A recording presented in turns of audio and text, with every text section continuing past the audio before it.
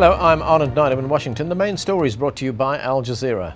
Afghan leader Hamid Karzai and his top challenger, Dr. Abdullah, are both claiming victory in the country's presidential election. Millions of people defied the Taliban's threat of violence to cast their votes on Thursday. Vote counting is still underway and official preliminary results won't be released before Tuesday. If neither candidate secures 50% of the vote, a runoff election will be held. There's been more violence in Afghanistan. Al Jazeera's Hamish McDonnell has been monitoring a gun battle in the city of Jalalabad. We understand that at least 2 police were killed, 1 Taliban fighter. Unusual, though, that Jalalabad would be the scene of such an attack. It's in the east of the country, it's a commercial centre, and you wouldn't normally see this type or this scale of attack taking place in the city centre.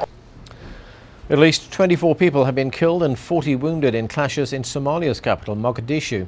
Witnesses say Islamist fighters launched a pre-dawn attack on an African Union base. Medical sources say most of the dead are civilians. Al-Shabaab fighters are trying to overthrow the government and want to install stricter Islamic law in the country. Iraqi politicians are calling for an emergency session of parliament to assess the country's security forces. It follows the most violent week this year in Iraq.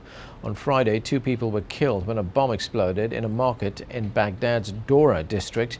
2 days earlier, more than 100 people were killed in an attack targeting government buildings. An immigration judge has rejected the U.S. government's attempt to deport an Egyptian student. A jury acquitted Yusuf Megahead of explosives charges in April, but he was rearrested 3 days later as prosecutors attempted to have him deported. In throwing out the case, the immigration judge found that the government had not produced enough evidence to prove Megahead is likely to engage in terrorism.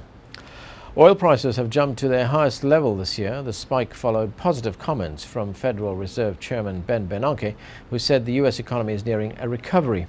There was also good news on the U.S. housing market front, with existing home sales making record gains in July.